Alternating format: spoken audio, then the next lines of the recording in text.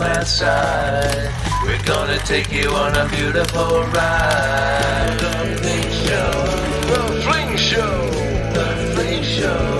The Fling Show. The Fling Show.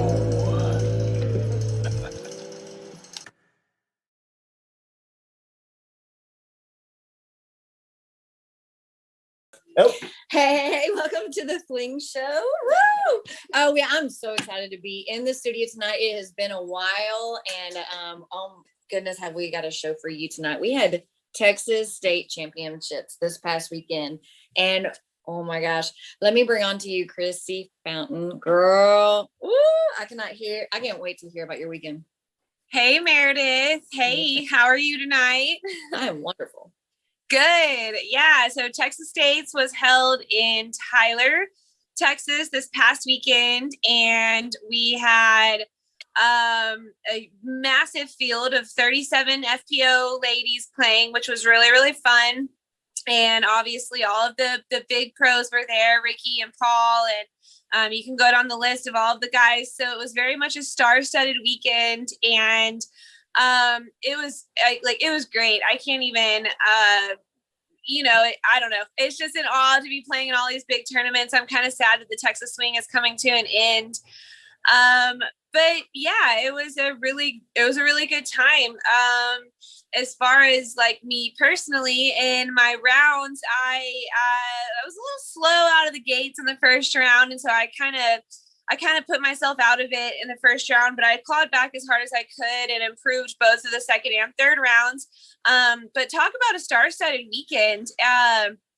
My very first round, I got to play with Paige Pierce and Christina Linthicum, and it was such a fun card, and getting to play with Paige Pierce was such an amazing experience. She is so supportive and so encouraging, and and she really like got pumped up for other people's shots, which I thought was like really, really cool. And, I would throw one of my signature lefty forehands down, this little tunnel of trees or whatever. And she was just like, oh my gosh, Chrissy, like your flick, she was just so complimentary, and so inspiring, because on every shot, man, she just went full send, like no hesitation. Like, I'm going to go for every putt because I trust myself in the comebackers. And so watching her play was like really, really inspiring. We did have kind of an unfortunate event during the first round. On hole 3, Christina Linthicum was lining up a jump putt, and when she came down, she landed on a root of a tree. And if you guys have been to Tyler and know Dogwood, there's like so many trees and so many roots, and every single person on our card could hear the pop. And I mean, as soon as she went down, like, it was really tough. And so she got back up, she finished the hole, she played 2 or 3 more holes. And then when she got to the hole that was closest to the parking lot, she told us before she teed off, she was like, you guys, this is my last hole. And she went out with a bang though. She got a birdie on that hole. So she left with pride. But it was it was just sad, because Christina is one of my really, really, really close friends. And I was really excited to get to play with her that first round. She kind of helped calm the nerves because she was someone who was familiar. And so, yeah, that was unfortunate. We also teed very, very late in the days. It was like 3:00 or later by the time we finally teed off. So that was a major adjustment too. Just, I don't know, killing time in the morning. And, we couldn't get to the course too early because of, social distancing and COVID guidelines and stuff. And so, just trying to entertain yourselves in the morning. But honestly, by the time it finally got to about 3:00, you were pretty mentally fatigued because you've had so much anticipation and build up. So working around that was definitely a new challenge. But continuing the star-studded lineup, the second round, I got to play with Des Redding, who, as you remember, came on here a couple of weeks ago. And wow, I asked her in the middle of the round, I was like, can I please come take upshot lessons from you? Because every single upshot she threw was just like nestled underneath the basket, like no stressful putts. Oh, I was in awe. It was amazing. I witnessed that in Victoria. Like if she had a bad drive, didn't matter. Yeah. Her upshot game was like incredible. And we also had so in the middle of that round, a rainstorm decided to come, and it was pouring rain for like 3 holes, like pouring rain. And you guys know that she was very open and talking about her hip replacement surgery that she had a few months ago and coming back from that. And on the first tee pad that we got to, kind of after the rain had settled, it was very slippery, and she had a little slip. And she said she put her new hip to the test. But that one was really scary too. Like, I was like, man, I feel like the cards that I'm on are jinxed because somebody keeps getting hurt or something. But she was a trooper, and she finished the round, and she was out there on Sunday. And what an inspiration, right? Like, yeah. Oh my gosh. And then moving on to the third round, I got to play with Kona Panis, who just won Waco a couple of weeks ago. So I had a very star-studded weekend, and it was quite the experience getting to play with all of these seasoned touring pros. And so I just felt, very, very grateful to be where I was over the weekend. So it was great. That's amazing, and you deserve to be there. I love following. I'm so proud of you, Christy. Aw, thanks. Obviously I would have liked to have finished higher up, and but the competition out there is, man, it's just it's balls to the wall, for lack of a better term. It's so intense, and everybody is out there with the same purpose and the same intention, especially on days 2 and 3, trying to move up. And so, I did the best I could, without getting any practice rounds in, and, coming off of a 4.5-hour drive on Thursday night. So, I have no issues or heartache or anything about the way that I played, because it was just such an incredible experience. If you guys haven't been to Tyler and played at Lindsay Park, Yeah. it's 3 courses in 1 park, and Dogwood is, I guess you would call Dogwood like the signature, more or less, course of that park. And so us in the pro division, we played that course all 3 rounds. But the AMs, and this is actually kind of cool, they made a combo course of the other 2 courses. And from what I heard, it was like a 10,000 foot course. Like, it was long and far, and it looked really, really fun. So I, as much as I love playing Dogwood, it would have been fun to get to experience that combo course too. So at the end of the day, super huge congrats to Haley King for winning her, I think it's her first national tour event, of her first Elite Series win. And then hats off to Ricky Wysocki too, who took down with a commanding lead in round 3. So congrats to the winners. It's tough out there, so they earned it for sure. Absolutely. Awesome. Thank you for sharing, Chrissy. Yeah. Yes. Have a good night. I want to welcome on Chris. Oh my goodness. What a weekend. Amazing. So proud of Chrissy. She always gets give us a little bit of inside the ropes by giving our team a little text during the day, in the morning, and the day after, and we kind of get to see how she's thinking and feeling. It's really proud to see how she hung in there with those cards that she played on this weekend. Speaking of which, let's go ahead and get on to our next guest this evening, rolling right along. We have quite a big show this evening. This weekend is somebody that we've grown accustomed to seeing, and his game is just blowing up right now. It's amazing to watch him. And what he did this weekend, what do you think about the play that he showed? It was great. I mean, I watched it as I followed him on YouTube. I mean, on UDisc, and I didn't get to watch him, visually, but I followed his score and watched him scoring well, and got to see him doing his thing out there. And it's exciting to see that when somebody from your hometown goes toe to toe with some of the greatest disc golfers in the world. Oh yeah, it's really cool because you can feel it, and I know that Jason can feel, what the Houston community is sending him vibes, because we're all rooting for him, and we're excited. We've had Jason on a couple times, 3 times. He's been on the show. He's won our match play tournament. We know how good he is. And so we're going to get to pick his brain. Oh, yeah. Well, let's welcome to the show once again, Mr. Jason May. Hey, Jason. What's going on, big guy? Good to have you on again. Congratulations on a very successful weekend. Man, I tell you what, it was quite impressive to watch you, but not unexpected. I think that both Hemi and I have seen this coming for quite a while right now, along with the team that you've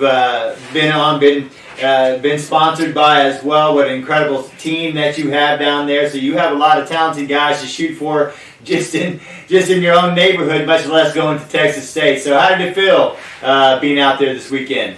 Well, I'll tell you, it feels amazing, and going back a little bit, it's always great to have awesome talent to push you all the time and kind of keep at that level and really kind of work at your game every day. So, you got to surround yourself with people that you're trying to compete against. So that's a shout out to them guys.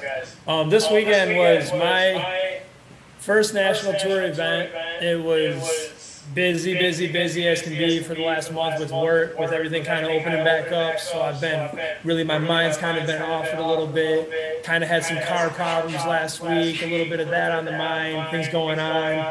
out of town all week and didn't get to practice the course. So going in, I just knew I wanted to just kind of play my game and have fun with it and just do the best I could. That was really, me and AP showed up at, I think, 11:30 the night before. Wow. Yeah, that's what I expected. I watched all day. I sat there and watched, and thank God for YouTube and whoever throws that footage out there for free, the tour, and it's really cool to watch. My question, or the thing I wanted to talk to you about was, I sat there for, 4 hours watching the men's and the women open players, and I mean, I don't think I saw one 20-foot putt missed the whole time. I mean, who makes every 20-foot putt, I'm sure the cards you were on, you probably saw a lot of good putts like that. Did you feel the putting pressure, or did you catch fire because everybody's hitting putts, or what did you see from your perspective there playing on those great cards with all those top players? He's frozen up. Until we get him back, I just wanted to talk about that because it just blows my mind that they look so effortless. And I tell, people that are watching that don't know disc golf, I just go, that's harder than it looks, Let's see what we got here. We lost Jason. Yeah, he'll be coming back, hopefully. Okay, well, we'll get him back here shortly. But yeah, that was quite impressive that he was doing that. And I know that one of the things we wanted to talk to him about before he comes back on was what it's like being on a card like that. What is your mindset? Are you interested in what the card is talking about, or are people talking to you and y'all being jovial to one another? Or is it? Are we on? Yeah, you can do it. Okay. Or are you just so laser focused, and you're on high tension? It depends on your mindset. It totally depends on your mindset. I mean, if sometimes you get on a card and there are a bunch of really good players, you can just melt, and you can just turn into a much worse version of yourself, But then there's this other thing that happens, and it's kind of like an osmosis. It happened to me at Texas State's several years ago. I think it was like 2013 or 14 over there at Maynard in Austin. And I got to play with Wysocki, I made the lead card. I got to play with Goldberg and, some really good players. Ron Convers was there.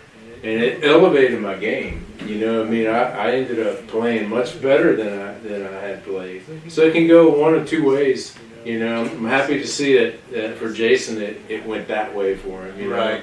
Well, the same thing with Chrissy. She mentioned Paige Pierce being on a card, and Des being on her card, and those. Sometimes you wonder, do you become more of a fan and enthralled in their game and watching what they're doing? Like she said, she wasn't missing an upshot. Everything was a tap in. That type of recognition, I wonder how it plays into the mind, especially since you're competing against them. It's a vibe thing, and it just really depends on the card, and it depends on the energy that's happening. A long time ago, He's back. I was playing. Oh, he's back. What's going on, guys? Sorry about that. Hey. Tell Jay he needs to work on his equipment. I know. We're working behind the king. All the kinks are getting worked out right now. Hey, no problem. Only if you had a good producer like we got here. I know, man. I'm telling you. I wanted to ask you about that kind of dream card you were on. I guess it was the second round. Yeah, so the first round I had finished and shot. Ended up just doing my best, working through the game as best I could. I had a couple early jump putts that were, one was about 50 feet for a birdie on hole 3, and that one kind of felt really clean. And then the next hole, I had a couple bad shots, and I nailed about a 90-foot jump putt to save my par. And I knew that I was feeling good and clean, so just, oh no, it's unstable again. Yeah. So I knew that. Can you guys hear me? Yes. Can you hear me? Yeah, Yes. we can hear you. Okay. Sorry, guys. I knew then that I'm just feeling smooth that day. So I just wanted to finish the round clean, get the birdies when you can get them, and finish that round out. And I didn't even know until the end what kind of round it was. I looked at my phone and I was getting blown up, and everyone was being really cool, and it was just a really surreal moment of how special everybody else. I had a lot more still had to do. Those courses, I don't think they're all that photogenic as far as like watching them, like say like a ball golf course or something like that. It's kind of hard to get the angles and everything, and every hole looks kind of like there's just a whole bunch of trees. And it seems to be, after watching it all day, it seems like it plays strongly in favor of somebody like yourself who's got strong forehand and backhand game, and obviously Wysocki and those. Tell us a little bit about that course. Is that Dogwood the last one you played? Yeah. So actually, all 3 rounds were at Dogwood. Okay. And yeah, it was a little different from last year. Last year, kind of left out of there with my tail between my legs. That place kind of chewed me up and spit me out, and just kind of a little degraded feeling. But going into it this year, I knew that they played well to my strength, being a wooded golfer, and I had an opportunity to score well and just keep it clean, and do the best you can with a course like that, because that kind of course is mentally draining. Every single shot you have to work through. Every single shot means something. It's not, you don't get extra little kicks that are going to usually help you. Usually they're out there to hurt you. It seems like it played in your favor to have a 400-foot flick. And yeah, I'll be honest with you. My flick, I could not throw a distance flick at all weekend long. Every single one, I threw into the woods and got a little lucky and was on the edge. All weekend long, it was just literally throwing straight shots. I threw that Mockingbird many of times this weekend. Nice. I threw that a lot this weekend. Good call. Yeah. Between that and then anything that I had was just pretty much a chip up shot. So it was leaning on the zone shots coming out the side, kind of just little forehand pop shots, kind of get all the disc as close as you can for that putt and not have to worry about making these long comebacker putts for everything, trying to run them super long ones. Just keep it close. And really just the confidence in my putting this weekend. I only missed 1 circle 1 putt the first day and 1 circle 1 putt the last day. Wow. And I switched putters about a month ago to the penny putter, and I've been putting with that Victor 2 plastic, and it's absolutely fits my game perfectly. And awesome. I just feel really confident with that putter. A little plug for Lone Star. Hey, a question. It always interests me, especially when you're on cards like that with touring pros as well. What was it like playing on your cards? What was the, for no better word, the vibe? How did it feel? Sure. Were some friendly? Was it some much more competitive? Were people gamesmanship? What was happening inside the ropes there? It was really more of a trying to keep it cool, acting like I've been there before and knew what I was kind of doing, and just really just feeling them out, letting them play their game, not rushing in. It's easy to go out and fanboy in that moment. These are guys you're watching week in, week out on YouTube. But at the same time, you want to keep your mental game strong and actually continue to keep playing and not embarrass yourself. So going out there, them guys were awesome. I'll tell you, Greg Brodersby is one of the coolest guys I've ever met in my life. Super approachable, comes right up and talks to you. He's on your team from the first shot. Nico, everyone gets this bad feeling about Nico, some of these looks and these comments, but I had a great time with him. He was nothing but inspirational, well-executed shots. He had some shots that were off a little bit. He's a very emotional player, but then he turned around and executed shots that my jaw dropped for. Mm-hmm. So, I got to see some of the craziest golf out there. He shot 9 down and missed a few, and it was crazy to watch. Mm-hmm. Well, wow. So one more thing about the course. because like I said, from my perspective, it just seemed like a wooded course with a whole bunch of trees. Where do you put that course in your, as far as your likes? Is it something that you enjoy? I mean, I guess now you'll have it as a great little memory. biased, right? A little biased. Yeah. Had some good results out there. Going in, I already thought really highly of this course. It's definitely, I hate to say it because I play a lot of different courses, but probably the best course I've played here in the state personally. It reminds me a lot of golf back home, a lot of wooded elevation golf, distance woods. It's not just throw it around the corner and you're there. It's you have to throw up to a spot and be in that spot. And then the next shot is the important one. So it's just all about mental the whole time. You can't let it lapse at all. And the no out of bounds, the out of bounds is getting off the fairway. Now you're testing your scramble game. That all fits my kind of golf. And I just really enjoy myself with that kind of golf. And it's up there in probably the top 5 of all time for me, for sure. Awesome. Yeah. Sexton does a really good job of describing all that stuff that you're talking about. And from a fan standpoint, Absolutely. Makes me want to go play it for sure. Yeah. It's a great course. Yeah. What do you think about the Tombstone area? What's that all about? I don't get it.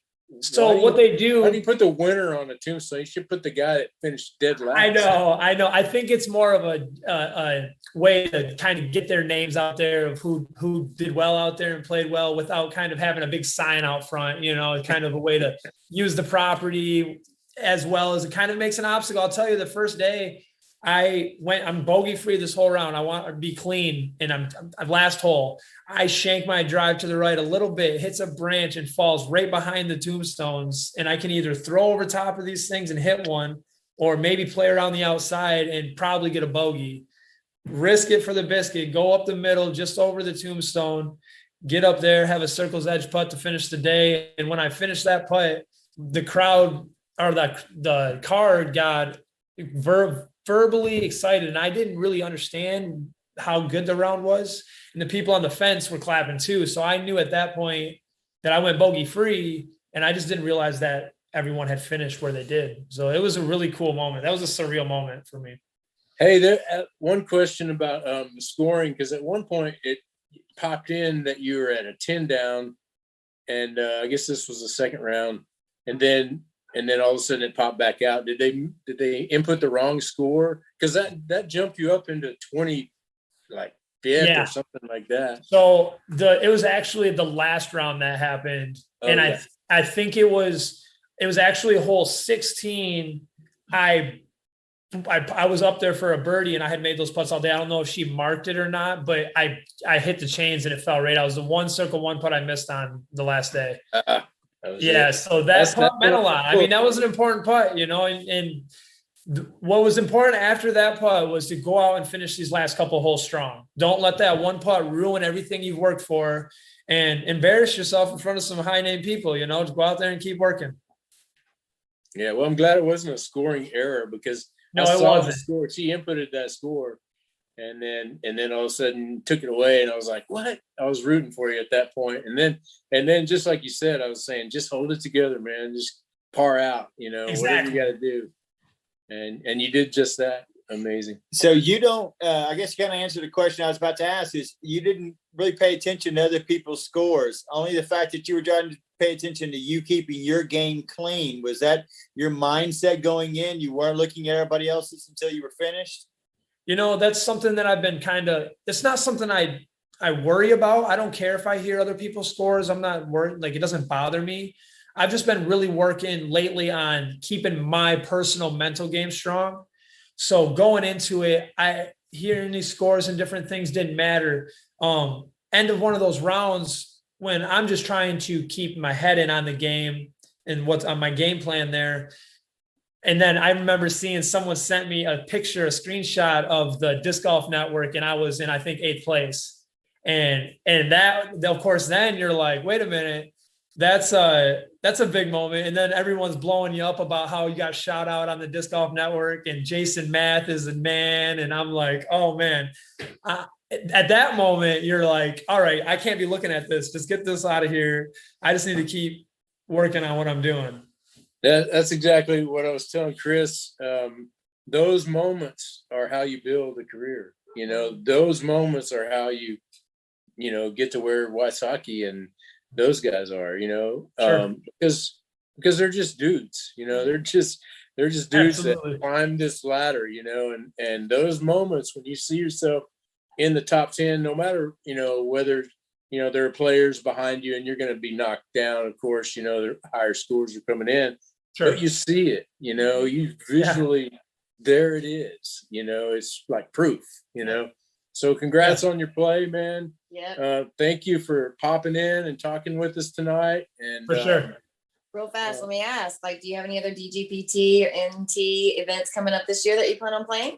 I don't actually. We're just keeping it local. We're actually making a trip up to Michigan the week before the DGLO. We're going to kind of play a little C tier up there, get some footage and stuff for the YouTube channel, Lucky Ace TV, and just kind of do our thing, but not really anything big planned right now. I know a couple of the guys are going out to Ledgestone. No. We lost So him I think again. Marcus will be out there in just. There he is. Hey, well, I'm really glad that you putted better than you did in Chris Cox's video that he put out. I think he's locked up again. Yeah, we got it. Jason, can you hear us? Oh, we've lost him. Yeah. Well, he shouted out his sponsor, so we'll move on. Well, we have something for him, though. We do. Maybe we'll get him right back. Get him back on. We got a gift for you, Jason, if you're coming back. But yeah, it was neat. So there's a video. So there's a video that Christopher put out, and Jason's missing some putts. I'm like, I bet you didn't miss those putts up there at Tyler, but nobody missed putts. How do the people play? How can you watch a whole day and nobody misses a putt from 20 foot? It's crazy. Yeah, it's difficult especially if you're competing against that as well. Makes me want to retire, actually. Makes you want to get out there and putt more is what you should be Yes. saying. Now that you have a know. bigger backyard, you no longer have the trampoline. That's right. You've got this open As space. soon as I mean, Hemi's backyard's big enough to really put a full hole back there. I've got a little 4-hole course. Though. Yeah, back there, he does. You got into the woods. You want to Go over over the the fence. fence out there with the Coyotes. with the cup. Yeah, it's And it back up to a nice green space That's though. cool. so we he said, sorry, dude, we cut out. So anyway, we'll just show him. Yeah. We'll just show you what we got. Well, We got hopefully, something for you, Jason. hopefully Jason's watching. And this is before him and I came up with this idea, and it's Hemi's brother who said the words, My but his nephew. brother, our nephew, Nephew, found yeah. it from somebody else. So we can't really take full credibility for this, but we're taking credibility now for it. It's ours now. And it's ours now. And Hemi has done an incredible job. I think we showed y'all this last week, but we wanted to give, we kept thinking about who we're going to give this shirt to. And we kept harking back to, let's give it to our Top fan. somebody who's been there through thick and thin, and we can actually kind of watch and see that they've seen more than anybody else. And that just happened to be Jason as well. And yeah, he was our top fan for like 8 months. 8 months you in a know? row. So we want to give Jason this new design shirt that Hemi put out called, and I hope you can see it. Matt, can you see that on camera? Yeah, looks like we can see it. Okay. It says Disc Golf Famous. And this one's really cool because when you wear it, it changes all kinds of different colors. It's awesome. What's it called? Hemi, what thing? What's the Always forget. Iridescent. iridescent? Iridescent, holographic. Hologram. Yeah. Yeah. So, Jason, I know Meredith and I'll be seeing you soon for the Northside Chain Gang meeting. And if I don't see you before then, we're going to have this for you. Yeah. Congratulations. And also, once again, thank you for being our top fan for so long. We do Yeah, appreciate thank you, your Jason. support. We love you, man. That's not And- why we brought you on, but we brought you on for your success as well. And Hemi very well pointed that out. What an incredible job you did this weekend. We're also proud of you. That is for sure. And I know he would like to thank Lucky Ace Disc, if y'all didn't notice. He- Lone Star, I guess. Dude, yeah. making putts. Lone Star as well. But Lucky Ace Disc, I know is his major Yeah. major sponsors, y'all can see. And Jay has just created an incredible team over there as well. And congratulations to you, sir, for putting Jason on that team. But do we have our last guest ready to go this evening, or Oh yeah, Matt? he's waiting. Do we know? Does he have somebody? His audio's good to go though. Oh, he's listening in. Okay. So yeah, we're gonna have Mike Chuggy Allen, my good friend from Kansas City, and in a second, he is the one of the reasons the Fling Show got started. Mike was always kind of helpful, not kind of. He was very helpful in answering all my concerns about how to work the Zoom or how to do anything technical, and my computer was crashing a lot, and just trying to do it ourselves before we got Matt, and before Matt took over that. Save the sinking Yeah. ship. And it was very sinking ship. But originally Mike was there, and he was there for us all the time. We go way back. Monday nights was our doubles in Kansas City, and every Monday night we'd hook up, and Mike would be there with us, and we'd end up having hot wings at some bar. I can't remember that bar, but anyway, Mike, thanks for joining us tonight. Appreciate it. Hey, good seeing you guys. You too. It's been a while. Been a long It's been a time. minute. Yeah, it has Yeah. been. Yeah, you I definitely think that was helped Outback steer where we got the ship chicken correctly. wings from. It was hot dogs. No, wait, tacos. It was Oh, the taco tacos. night. Yeah, it was taco night. Yeah, That's that'd be what- down that's a whole nother place. It's not even there anymore. It's long. those guys would order like 20 of them. I'd be having 20 beers. They'd be having 20 tacos. There's nothing Yeah, wrong with a big pile of tacos. That was Prairie Center. That's where the course was. Prairie Center course. Yeah, and that's where I met Mike. And Prairie Center is like I guess the Circle 3 course, I call it, because it has so many little tiny islands that you can run at, and then you can make the comebackers. I think I had 4 Circle 3s one round out there. But anyway, thanks for joining us, Mike. How's it going in Kansas City? What's happening up there? We're thawing out and we're drying out, and the disc golf is about to start kicking off again here pretty quick. I'm in the middle of teaching school, and we're getting ready to bring all the kids back this week. In fact, Wednesday, our whole school comes back, and I'm kind of up in the KCK district. And so it's going to be interesting kind of see what that looks like with all the kids storming back into the building. And we've been virtual all year, so we're having those kinds of changes going on. So been looking forward to the weather getting better. I was thinking about playing today, but we had 60-mile-an-hour winds. And I'm like, I'm probably not going to do well if I go throwing 60-mile-an-hour winds. Yeah, I miss that, actually. I don't miss that. Yeah, those light Kansas breezes, those are so lovely to play against at times. But yeah, I was looking to hopefully play a little bit tonight just to get the edge off, take that stress off. Disc golf has always kind of been that way to go out and have a nice walk in the woods. And let my brain kind of decompress and throw some plastic. And even those nights we play league, it's like, yeah, it was pretty competitive for a lot of the people there. But for me, it was like the more I could relax and the easier I could just go out and throw, the better my game got. And so I just kind of embraced that concept and went and played and relaxed and just enjoyed myself playing all sorts of league nights and eating tacos, like you said, and goofing around. So yeah, that's kind of where we're at in Kansas City. It's getting better. It's becoming springtime. So, Mike, what are you thinking about all this new coverage? Have you been keeping up with all the new disc golf coverage that's been out and about during the wintertime since you haven't been able to play much? Yeah, and it's been nice because teaching virtual, we have kind of some bigger gaps in the day where we don't necessarily have students live. We have like office hours and like we're just waiting for kids to kind of roll in. And so I've been sneaking over to like YouTube and some of the other live coverage of disc golf and just letting that kind of play while I'm grading papers and things like that. And it's like really nice to catch a lot more coverage of disc golf these days and see that sport's starting to rise up. Because I remember being in Kansas City in 2009 when we had the Worlds, and I worked on the committee to help host the Worlds and, went around to all the courses and put up new signs and did all that work and, saw the impact it could have back in 2009. And it was really cool to kind of see it starting to kind of get a second bump somewhere else in the world. because it seemed like for a while we weren't getting a lot of information outside of Kansas City. And so now I'm starting to get feeds and video and things like that from all over the country. And it's been super cool to follow that. I got some friends who work out of Dynamic Disc in Emporia, and they'll take these like road trips. So they just go play disc golf at different courses while tournaments are around, and try to find those old places. And I'll follow those guys and kind of, they'll be, oh, this tournament, this is going on. You can't believe this. This guy's playing like crazy. And saying, like Hemi was saying earlier, he sat there and watched nobody miss a 20-foot putt. I'd love to catch a game like that just to watch people not miss 20-foot putts. I can miss them all day long. I'm really good at missing them. Yeah, me too. I've clanked many a basket from 20 feet. I proved that in the last tournament. I proved it for sure.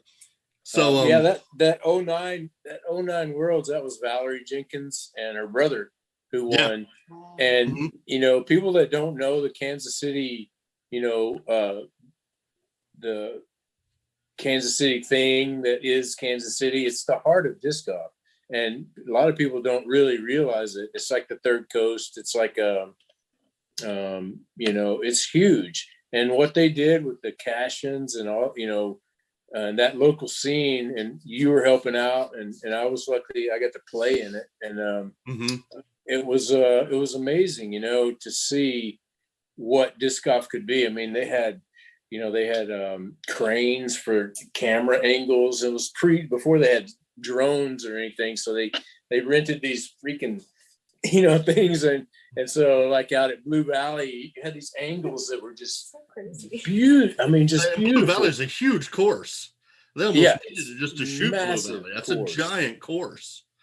Yeah, and then Blue Valley. Like the longest drives out at the Liberty Memorial. And they had the guy up on the memorial shooting down, watching the guys do the longest drives out on the what is that, Penn Valley Park or whatever it is at the base of the Liberty Memorial. And it was just, I kind of felt that there was so much energy at that point in time, it had to explode and go somewhere else. Yeah. So it's nice to see where it went to, Yeah. Yeah.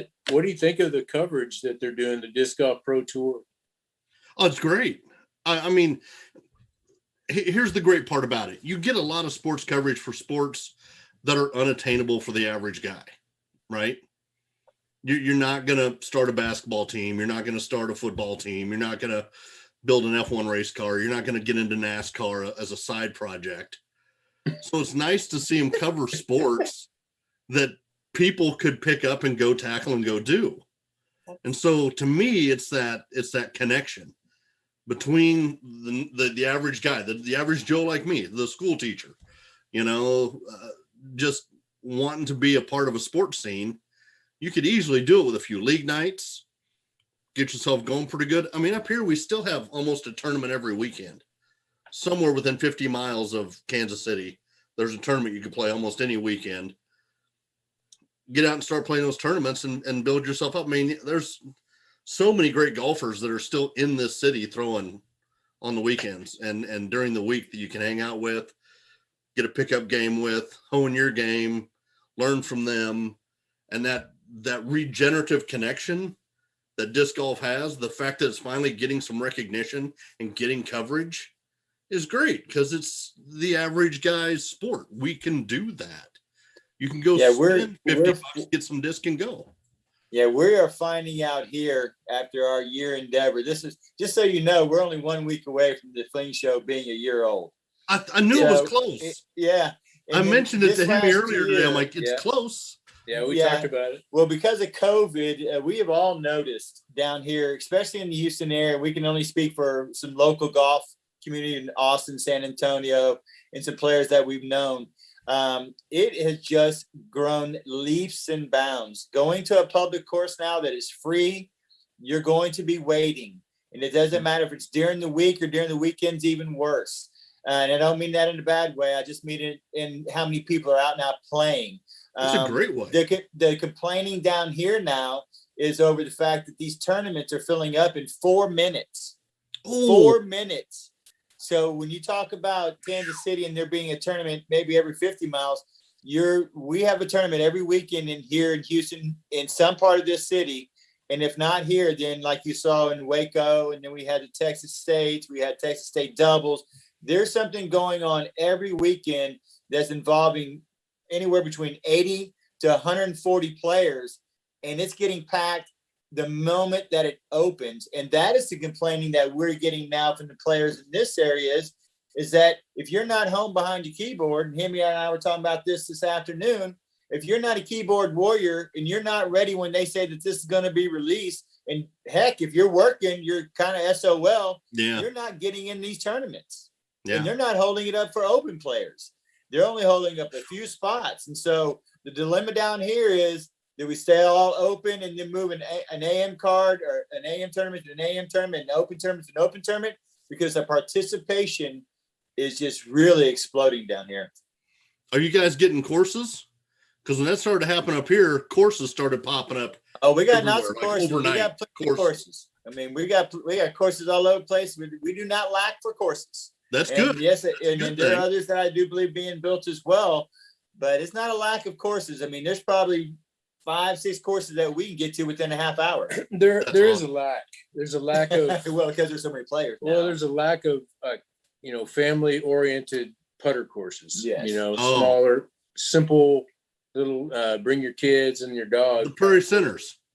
Yeah, Prairie Center is a perfect example. Yeah, that's that course you go learn on. Yeah, we need more of that. So yeah, there's that. But other than that, it's hard to make great courses when it's just so flat. We're basically in a floodplain everywhere you go. You know? That's good to the bayou.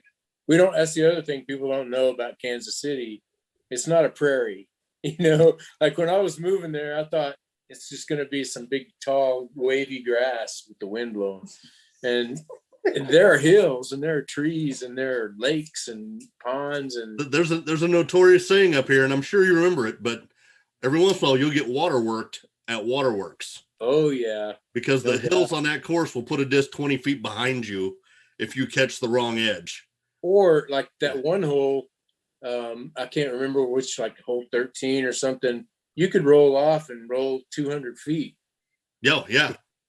I mean, we're talking hills like this, that you're climbing, almost like hand and feet climbing up to a tee box. Oh, I learned the low gear. Yeah. So you got to have a low gear when you play there. Yeah. You know what I mean? Yeah. You can't rush to get to the next hole. You take your time. Then you get a course like Down Under that's all trees and on the side of a hill. So every hole is like an angle like this, and you're trying to throw around and through the trees, and it becomes a real chore to play those courses. That's cardiovascular. A lot of cardiovascular workout. I find that when we go to Shawshank, it's kind of the same thing because they've got a down the hill, up the hill, down the hill, almost finishing holes, and they're long for down here, 400 plus. And I tell you what, you do that 3 times. By the time I get to that third hole, I have to take a moment and sit down. Yeah. Oh, Blue Valley, man, you'd probably have a heart attack. Yeah, Blue Valley Blue Valley is all vertical, and it's something like 2.5 miles from the first tee box to the last pin. No, it's forever, and every one of those holes is 500 to 600 feet. No. Some of them are 800 feet. And if you sounds like torture. You're throwing. Yeah, I used to play when they first opened. I used to play every weekend with Styles, and it was before they had tee pads. Oof. We would go out and hit it all the time. I just fell in love with it. It was like something from a dream. I couldn't believe how epic it was. Yeah, it's a beautiful course. Beautiful course. But is that still open? 10th or 12th hill. Yeah. I mean, you got to be in shape to play it, no doubt. I had a question about that one and Swope. I heard there was a new Swope. Is that true? There is talk of a new course at Swope because they pulled the old one, right? Yeah. They could put in soccer fields or something like that. And I keep hearing there's supposed to be a new course at Swope, but I haven't officially heard.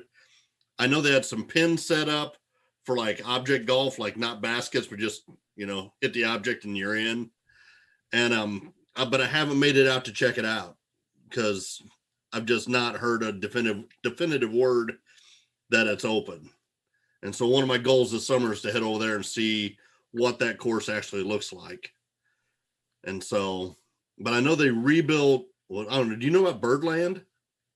Never played it. I think that was, that was after I left. Yeah.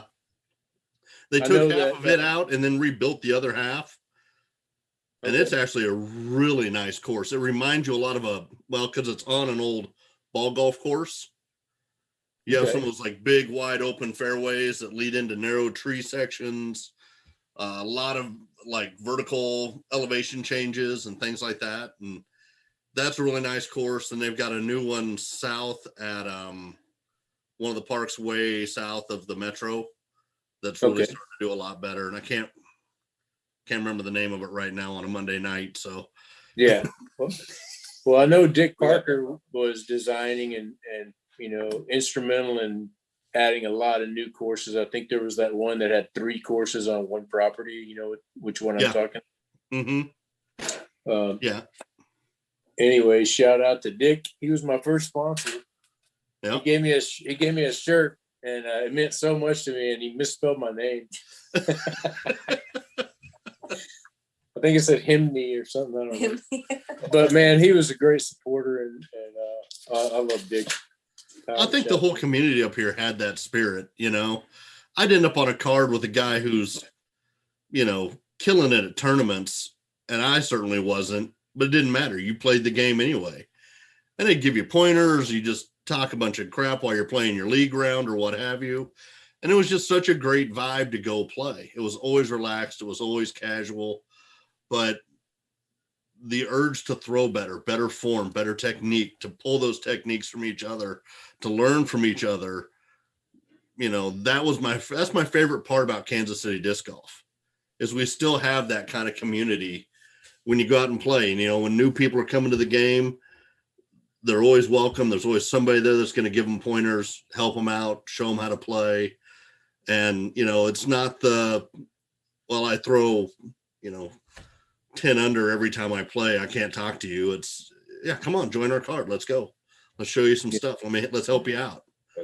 Yeah, I found that to be true when I was there, but it's the same here. It's just a disc golf thing, I think. Yeah, it probably is. But yeah, Kansas City people, man, I miss it. And I miss you. We do need to exchange road trips, man. I need to pack up the disc and haul the motorcycle down to see you guys and play that Shawshank course that you guys continually talk about. Oh, he loves it. It's his favorite. I've heard of 1,000 times from him. It's like, I've got to go play this course. It's a great casual course. I've seen photos. Oh, it's a beautiful course. It films very, very well. We have some footage of it that we shot on a couple of occasions. That's right. Great host, too. Yeah, it definitely has a beautiful view. It captures it very well as far as disc golf goes. But as far as the concept, sometimes it's a little putt-puttish. We can't go there. We can't. We're done with this conversation. Oh, yeah, sorry. Hey, I do have some hardware from Shawshank, though. He does have hardware. Yeah. When I was good, I actually won a tournament. Anyway, yeah, we'll play Shawshank. We'll show you around. But cool, Chris and I talked about going to Kansas City, and get on up here. When we were talking to you, when this COVID thing is, remember when we thought maybe a month or 2 it'll be done, and oh yeah, we're like, we were clueless, but it was good to connect with you in those early days, because we kind of had this, everybody kind of had this vibe, we needed to come together. It's you like came to me with this great energy about, we want to do this thing and talk to disc golfers about disc golf and life and ideals and all this stuff. And you had so much energy and passion about it. I'm like, I'm on board, man. What do you need? Let's go. This sounds like fun, man. How lost in the weeds are you, buddy? And then you're telling me and you're showing me your computer, and you had your cell phone out, like videotaping what you were doing and trying to get it all hammered out. And it's like, God, I we wish were I not was, smarter you than know. the fifth grader. It was, you were dragging us along like dragging a horse to water. We was struggle. Oh, and I was But thinking, you're a I'm very living too patient, far you're away. a very patient guy, man. I appreciate the help. And you know, if Matt goes away and we have to do it ourselves, I'll be calling you again. We'll do it all again. But Well, I tell you what, man, I've been following your guys' progress, and honestly, man, great job on this show. I mean, I'm a week early for the birthday, but that's all right. Great job on this show, man. I've watched as more people have come in, and you have more like hosts and commentators, and you're bringing in disc golfers, and your interviewing's getting better, and everything's cool. You got your cool, sweet Volkswagen background. It's turned into a heck of a show, man. it's good. Well, thank you very Yeah, I much. appreciate it. Yeah, I appreciate you sharing our vision as well, because when we got into it, it definitely was exciting and new. We couldn't wait to do something, and we weren't just going to sit around and let COVID just take over. We definitely wanted to kind of get out there in front of it. And we kind of got lucky because disc golf in this last year is just really, really just exploded. And we've been lucky to have such wonderful guests and wonderful co-hosts. Meredith and Chrissy have Meredith, really here. upped the game as far as our outreach to the ladies in the sport. And that's something that every time we talk about, we talked about the tournament this weekend and Stephanie Vincent, and I mean everybody Chrissy was mentioning. I was like, yeah, we had her, Des Reddy, and Desra's on, it's Paige pretty- Pierce was on. Paige. It's pretty cool that Cynthia won our Cynthia. freaking our match play as well.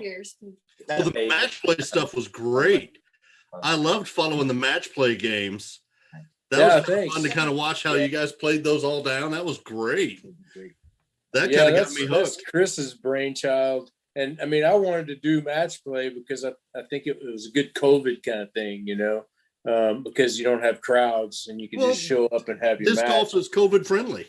Yeah, disc golf is turned into the COVID sport. You know, Yeah. We kind of worried because especially in Austin, you know, they started closing courses and they started ripping down basketball goals, and we thought they're going to take the chains. You know, what are they going to do? You know, and they didn't, and we ended up, you know, being able to hang in there. So thank God. Yeah, yeah, up here they're Thank God you encouraging can't people get to do COVID it. from a chain. You know. I mean, that was one of the things they mentioned up here. It's like if you got to get out of your house, man, go to the parks, check out the disc golf thing. There's things you can do that are inexpensive, safe. Go do it, and they're really pushing that kind of stuff up here. You know, it's like get out and outside. That works great. Go do that. Yeah, and people need it, man. I mean, you see it. You know, being a teacher and online teacher and kind of a Zoom specialist. You know, and I know that. And we all do from what we've learned over the months is that kids don't like Zoom. And so that must be a challenge for you to keep their attention and how's that going for you? I know that you said you're about to have live. Yeah. I actually taught online for years, back up until about 2012, 2013. I taught online through Manhattan High School here in Kansas. And the thing I learned is like 20% of the student body in any high school can succeed with distance learning. But that's 20%. There's 80% that are going to struggle. It's going to be hard. You're going to need to add extra supports. You're going to have to reach out to them more. You're going to have to supply more supporting material. You're going to need to really reach out to that other 80% in bigger ways than you ever have before, because there's two things we can't do right now as a teacher. We can't see if they're struggling because it's just a computer, right? Yeah. And most time they don't turn on their camera. So I can't see. I mean, that's the most powerful teacher tool there is. When you see that kid start to struggle, you can jump in quick, add some redirection, throw out a life preserver, something, and pull that kid back. And we can't really do it now. And the second thing is a kid really has to become an advocate for their own learning. And at the high school level, man, I was into explosions, cars, and girls. I wasn't out fighting for my education, right? And high school kids today are no different than we were then. They're into what they're into, whether it's cars or music or chasing the opposite sex or eating tacos. It's not, none of that is education. And so trying to jump those hurdles and make those connections, man, I spend more time on email, phone calls, text messages, chat windows, whatever form of communication I can get with a student and just reaching out every minute I can. It's probably been one of the toughest years ever I've taught. And that's been, started teaching in 92. Wow. So I'm I have a 17-year-old in high school and he's not like the Zoom thing. You know, he's a hugger and he's a lover, you know. He needs that interaction, you know, and I think they all do, you know. Yeah. And I've got a 16-year-old girl. She was at home for a while, does well at school. Zoom did not help her. She went right down the tubes. Now she had to go right back. And it's just because of the way the formatting, it just didn't give her interest and didn't catch her attention. And so she didn't follow up on it, even though she was a great student beforehand. And I know Meredith, we all have high schoolers. Yep. Every one of us sitting at this table have a high schooler. So, and I got one in college, and so does Timmy, has the one in college age as well. So we all know that feeling. Yeah, it's that human interaction, that human touch, man. Or, you know, the ability to read somebody's vibe, like you said, you know, to see somebody struggling, you know, by their body language. Just their eyes alone will tell you. Yeah.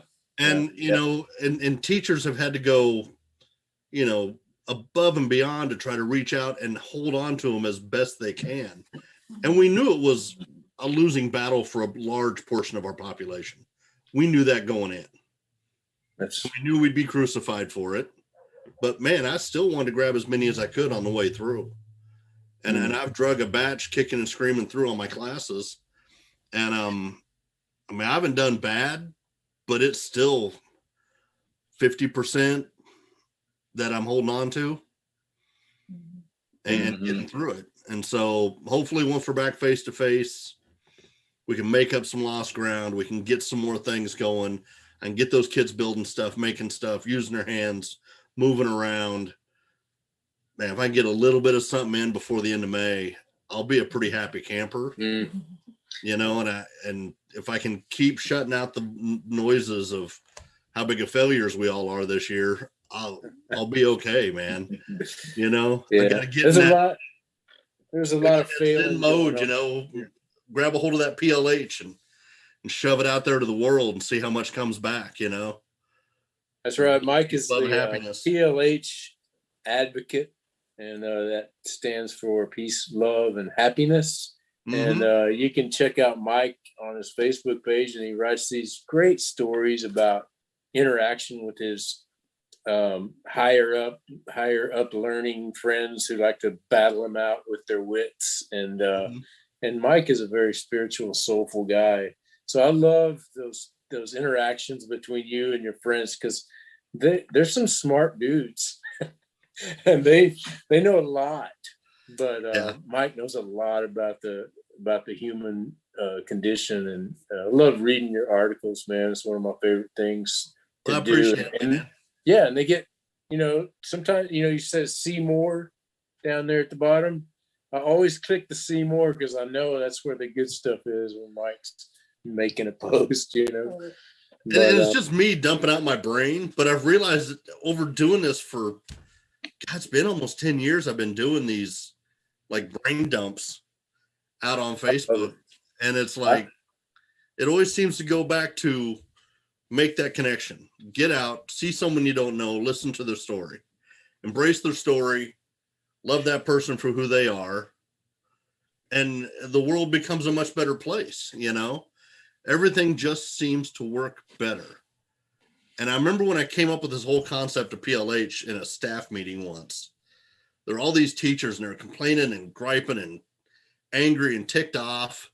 And someone looked over at me, and I'm just kind of leaned back, drinking my coffee and not sweating it much. And they're like, "What are you doing over there?" It's like, "I'm just embracing some PLH." And I don't know why that popped out of my head, but it did. And they're like, what the heck is that? And I'm like, peace, love, and happiness. You know, if I can journey through this world peacefully and I can love people for who they are, happiness is going to ensue no matter what else happens. And for some reason, man, that goofy moment in that staff meeting with those angry teachers, about half of them started to smile.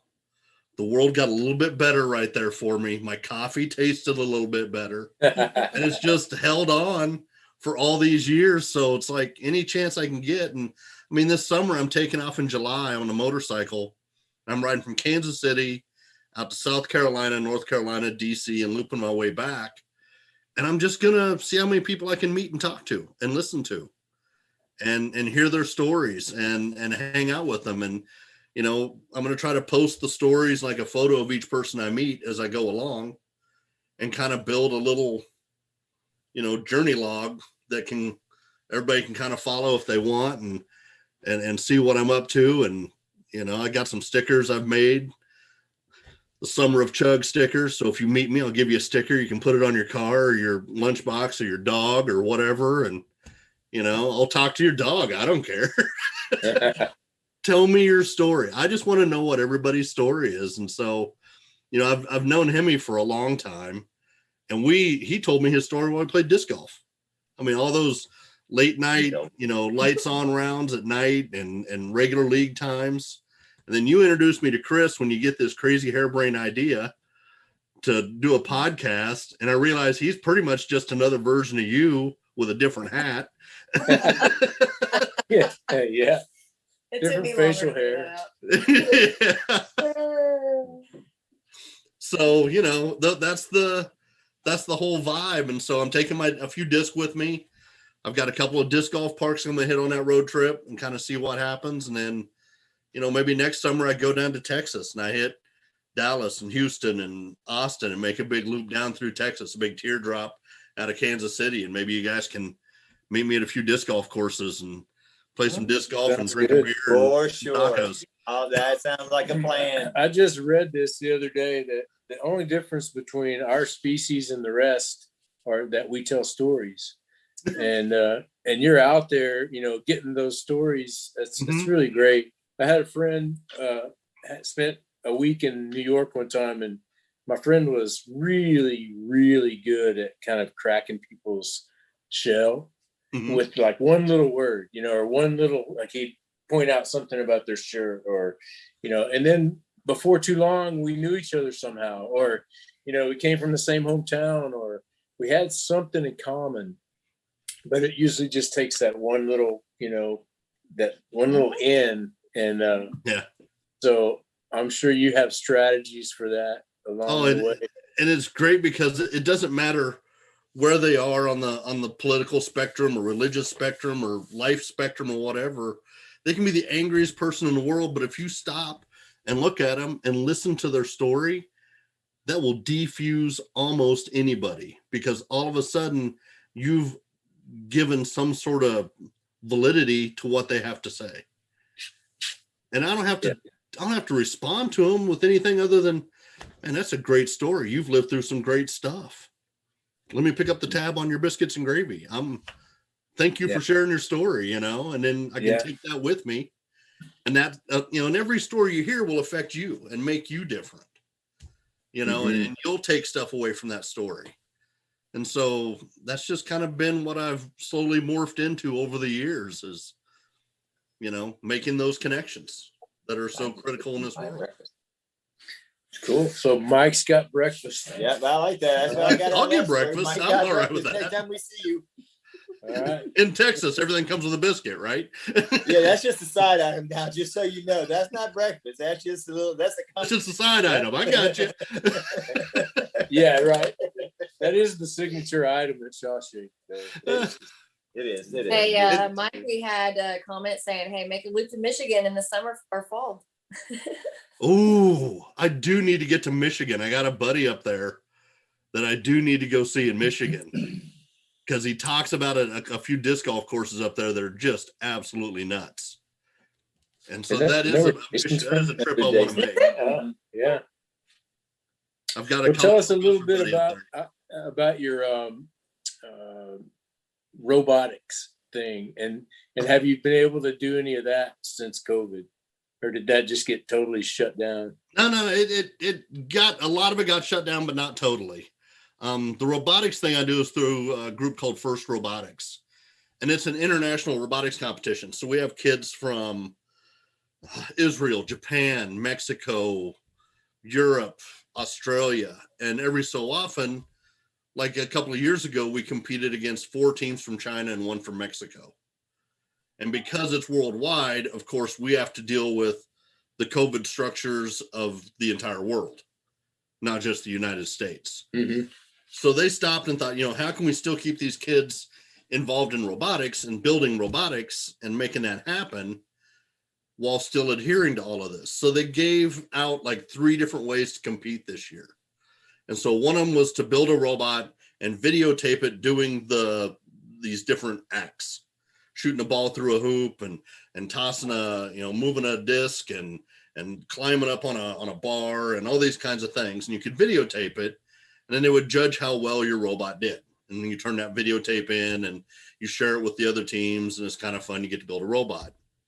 Another one was to design a robot game that could be done in the future. And that's the one our kids gravitated towards. So like, we already built a robot that does that. We don't want to build another one. Can we design the game that the robot will have to do in the next couple of years? And so they designed a bank heist robotics game where the robot had to go out, open up a safe, pull stuff out of the safe, get away from the bad guys. And so there are all these sensors and all this crazy stuff strapped to it. But the whole robotics thing still kept going. And it's great because that robotics thing goes back to that connections with people.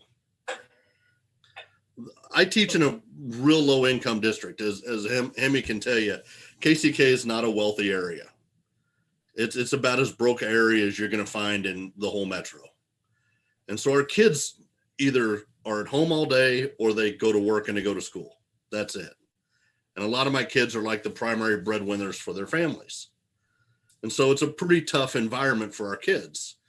But we try to steal them away and introduce them to these other teams whenever we get a chance. So going out to compete against teams from China, teams from Mexico, teams from Europe really is a great thing for our kids to get a chance to do.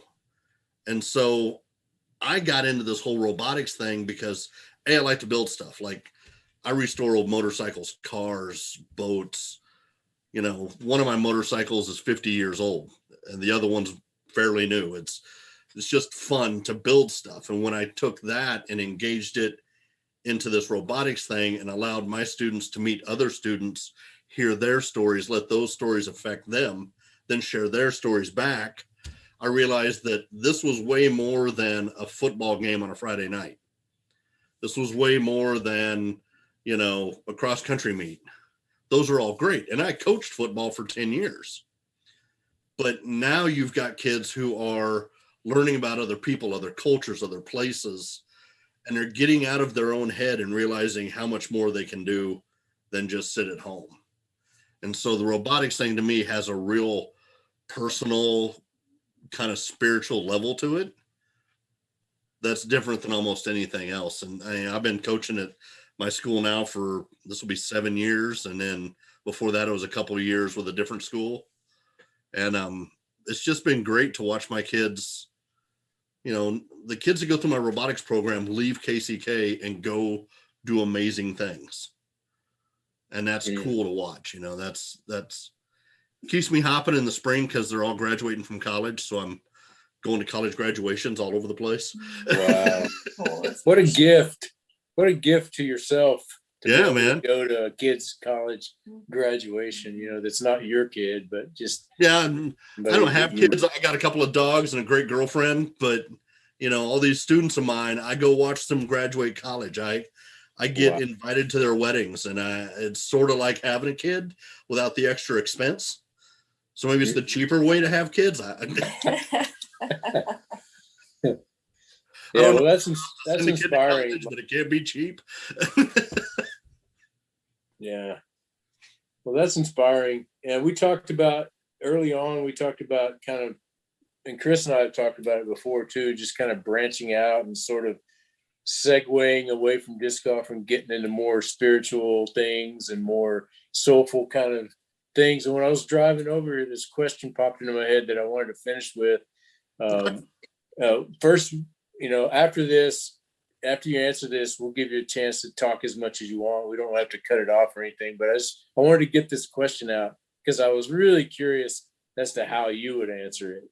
Okay, so your mail lady that delivers your mail, you find out somehow that she's God, and she's the creator of everything, and you find this out, and you also find out that you have one question and only one question. It's kind of like the genie thing, and so you only have that one opportunity. So she shows up, and so what do you say to her with that one question? It's not really a question. And it falls back on who I am as a person, to be honest. I would go, tell me your story. I want to hear how you did all this. And just let that person tell me what inspired them to make everything, what inspired them to keep the world going, and then what inspired them to quit being God and become a postman. Because that is a really interesting thing.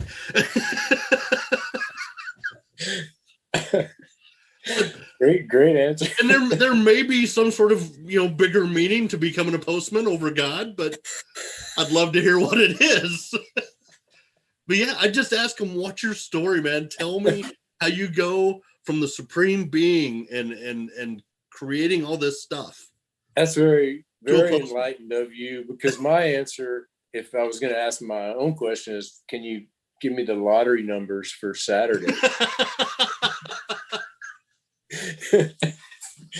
That's a good second question. I like man. your That's answer. a good second I like your one. question better. What's your question for the mail lady? Mail God lady. I just have this I always have that movie where Alanis Morissette is God, and you ask her the question. She gets there at the end of the movie and asks her the question, and all God does is do what? Smiles at you. No, she just pinches her on the nose and goes, "Huh?" And that was it.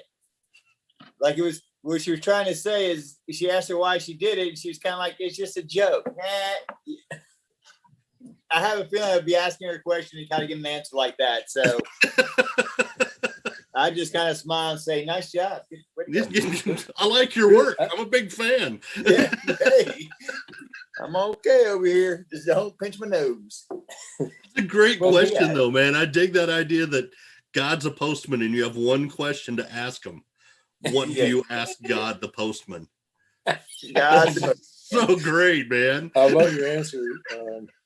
And thanks for hanging out with us, Mike. Come back anytime. And thank you again for help starting the Fling Show and getting us going and being so patient. I wish I had video of my questions, because it would be a comedy. If we had video of all the tech support via Zoom. Yes. I don't think any of us want to see that. Yeah. Well, it takes a certain kind of person to understand my brain, I'm not smart. It takes patience. But you gotta know how to pull it out of me, and you guys, you do, Chris does too. Matt well. Does. Very patient. Yeah, by the way, congratulations, Matt. Thank you. Thank you for picking up and making those guys tech savvy. Matt's the man. So if you ever have any tech questions now, just Zoom me. And we'll forward it to Matt. You'll forward it to Matt. Right. Matt's not a postman, is he? He's not a postman. Not a postman, right? Yeah. Just to be clear, it was a post lady. Yeah. Oh, that's right. That's right. I'm sorry. I'm sorry. Yeah. I'm not sure why it was post lady, but it was. Well, thanks for coming on, and man, I can't wait for you to make the trip down here from Kansas. And I know him and I, if I can get in to pull that van out, we'll be heading to Kansas City as soon as he can do it. I'd love to do that. Oh, I can't wait to see you guys if you come up. If not, I'll see you guys down there someday. All right. Hey, can you leave us with some PLH wisdom? Awesome. PLH wisdom. In this time, like where we are right now, where that pandemic has almost erased a year, and everybody is so stressed and so wore out, anxiety's at a peak, people are at each other's throats over what's real, what's not real, and you just see the world swirling. One of the best things you can possibly do, I think, and one of the things I think we all need to do at some point, is to find that space. Whether it's hole 3 at your favorite disc golf course, whether it's on my motorcycle, on my mountain bike, petting my dog, whatever, find that space.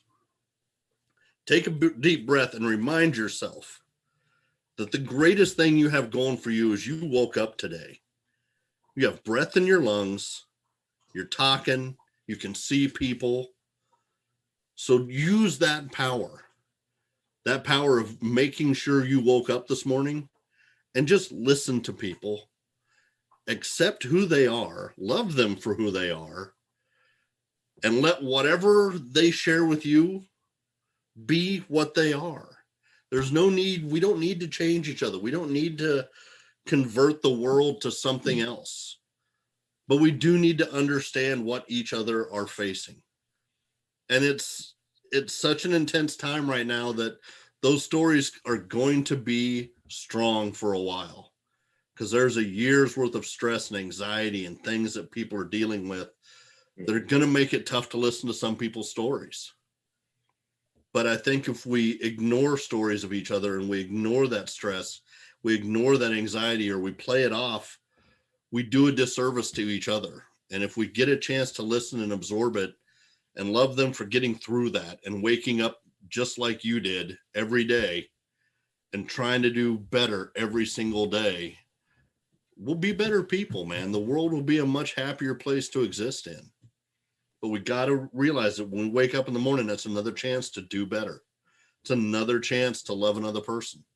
It's another chance to spread a little happiness. And so if we can head out in a peaceful way, love each other for who we are, and embrace that, happiness will happen. And it will go throughout the world and be awesome. You put it out in the universe, it'll come back. Wow, that's perfect. Thanks, Mike.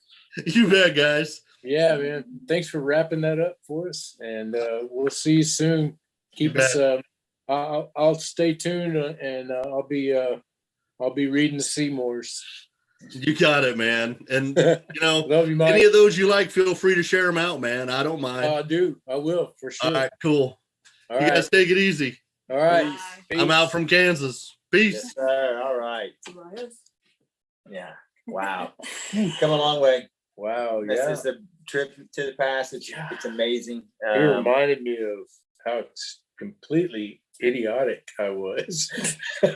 We had a lot. We got it done. You think about it, we had a lot more conversations too like that. Yeah. It's funny is not only was he helping him with Zoom and getting the show ready and all those things, in the end, the conversation almost always, and I hate to say dissolve, but that's kind of the only word I can think of, dissolved into that type of, morphed into that kind of conversation. Always. And it was always a wonderful thing at the end. And you could see that he wanted to help, and he did help, obviously. But we're very, very fortunate. Yeah, he's a very soulful dude. And it's funny because when I was there, it was Mike and Loomis, and they were like inseparable. Those were the guys that I played with most of the time.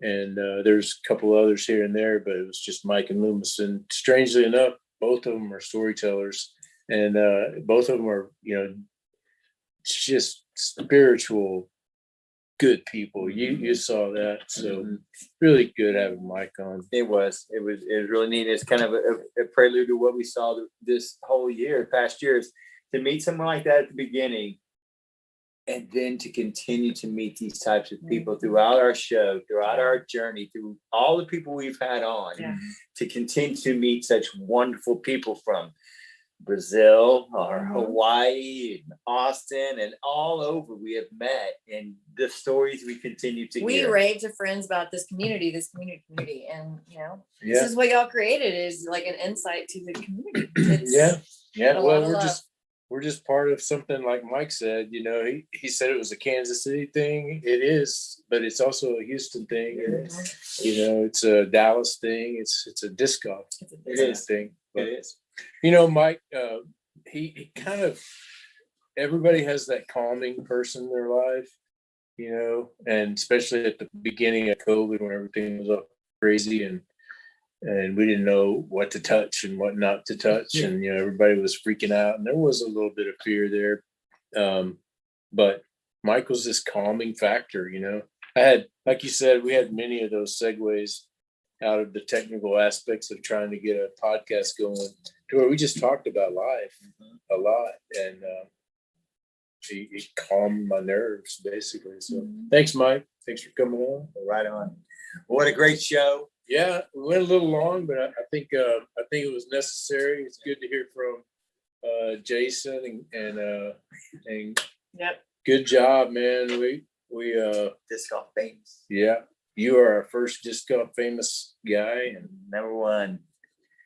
But, welcome to the big time. Yeah, buddy. welcome to the big time. Well, I guess that's going to wrap up the show till next week.